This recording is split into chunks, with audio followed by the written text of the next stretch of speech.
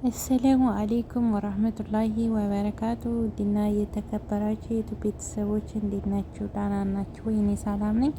ሁላችሁንም ሰላም ብያለሁ። ውድ ሀገሬ ልጆች ብያላችሁበት አላህ ይጠብቃችሁ። ላይክ፣ ሼር፣ ሰብስክራይብ እያደረጋችሁ አበረታቱኝ ማለት ነው። ዛሬ ይዤላችሁ የመጣሁት የነብዩ መሐመድ ሰለላሁ ዐለይሂ ወሰለም ሚስቶች ታሪክ ክፍል 1 ነው ማለት ነው። የጀግና እንስቶች ተምሳሌት የእህቶቻችን ሞዴሊስቶች የነብዩ ሰለላሁ ዐለይሂ ወሰለም ባለቤቶች ድንቅ ታሪክ። ኸዲጃ ረዲየላሁ ዐንሃ በወቅቱ በነበረው ማህበረሰብ ትልቅ ክብርና ዝና ከሚሰጧት ቤተሰብ የወጣች ሴት ነበረች። አባቷ ኹወይሊድ በአንድ የጦር መሪዎች መካከል የሚጠቀስ ነበረ።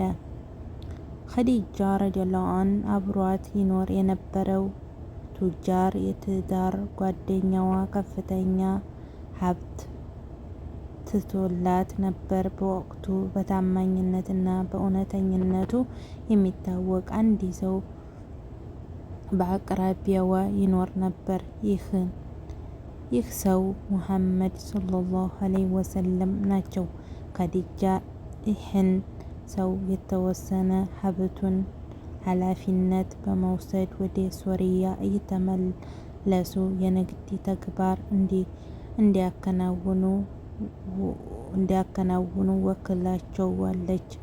እርሳቸውም ኸዲጃ በሰውየው ውጤታማ ስራ ከሚገባው በላይ በበርካታ ትደሰታለች። ሙሐመድ ሰለላሁ ዐለይሂ ወሰለም ባሳዩት የስራ ትጋትና ታማኝነት የተነሳም ኸዲጃ ከእርሳቸው ጋር ልዩ ቁርኝነት እንዲኖራት ተመቻት። በርካታ የተከበሩት የቁረይሽ ሰዎች በተደጋጋሚ ለጋብቻ ጠይቀዋት ፈቃደኛ ሳትሆን የቆየች ቢሆንም ሙሐመድ ሰለላሁ ዐለይሂ ወሰለም ግን ልቧን ውስጥ ዘልቀው ገቡ።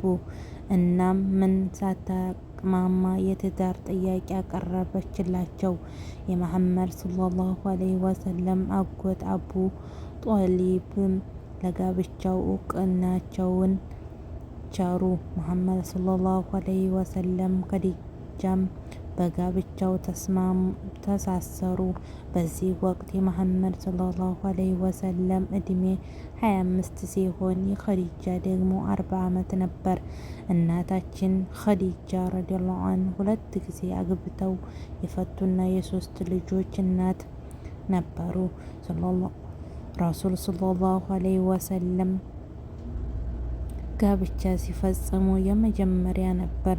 ሁለቱ ሰዎች ለ25 ዓመታት የደስታ ህይወትን አብረው አሳልፈዋል። 6 ልጆችም አፍርተዋል። ቃሲም የሚባል የመጀመሪያ ልጃቸው ሲሆን ገና በተወለደ በ2ኛ ዓመቱ ነበር የሞተው። ቆይቶ የተወለደው አብደላህ የተባለ ሌላው ልጃቸው ነው። እሱም ገና በጨቅላ እድሜው አለፈ። ያውም ሆኖ ኸዲጃና ሙሐመድ ሰለላሁ ዐለይሂ ወሰለም አብረዋቸው በህይወት የዘለቁ 4 ሴት ልጆች አፍርተዋል። እነሱም ዘይነብ፣ ሩቀያ፣ ኡሙ ከልሱም እና ፋጢማ ነበሩ። ረሱል ሰለላሁ ዐለይሂ ወሰለም ጅብሪል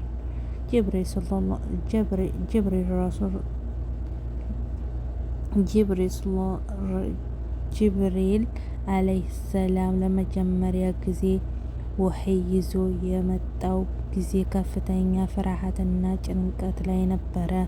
ሚስቶቻቸውን ኸዲጃ ረዲየላሁ ዐንሃ እንዲህ ብለው አጽናኗቸው። ምንም አይነት ጭንቀት ሊገባኝ አይገባም።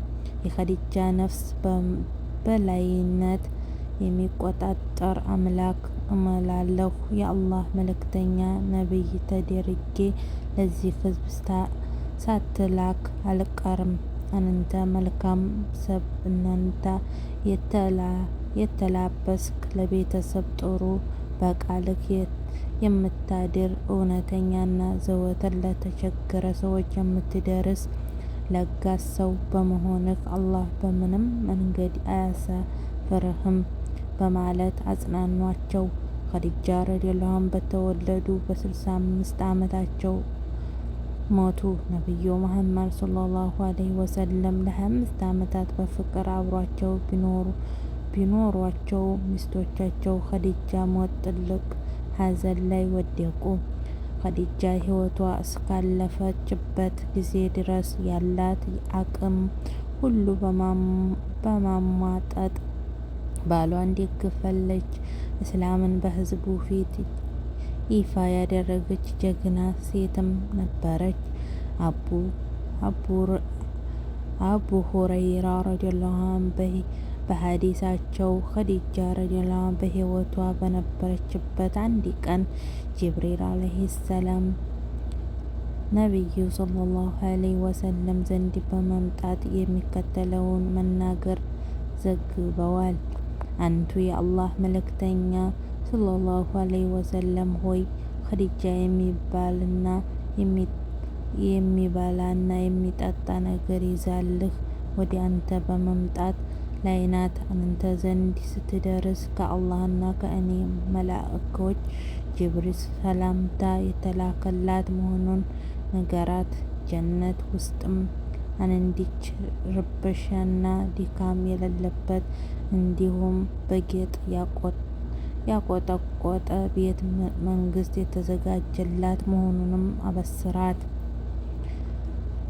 ኸውለት የተባለች አንዲት ዘመዳቸው ነቢዩ መሐመድ ሰለላሁ ዐለይሂ ወሰለም ዘንድ በመምጣት ቤታቸው በሚያሳዝን ሁኔታ ጠባቂ ከማጣቱም በላይ ልጆቻቸውን እናት እንደሚያስፈልጋቸው ታሳስባቸዋለች። ነቢዩ ሰለላሁ ዐለይሂ ወሰለም ግን ታዲያ ኸዲጃን ልትተካ የሞተችልኝ ሴት የምትችል ሴት ማግኘት ይቻላል የሚል ጥያቄ ያቀርባሉ። ዘመዶቻቸው የአቡበክር ስዲቅ ልጅ አይሻ እንዳለች ተናገረች። ነቢዩ አይሻ ገና ሕፃን መሆኗን ይናገራሉ። በዚህ ወቅት ነቢዩ ሰለላሁ ዐለይሂ ወሰለም 53 ዓመት ሲሆናቸው አይሻን ግን የ7 ዓመት ሕፃን ነበረች።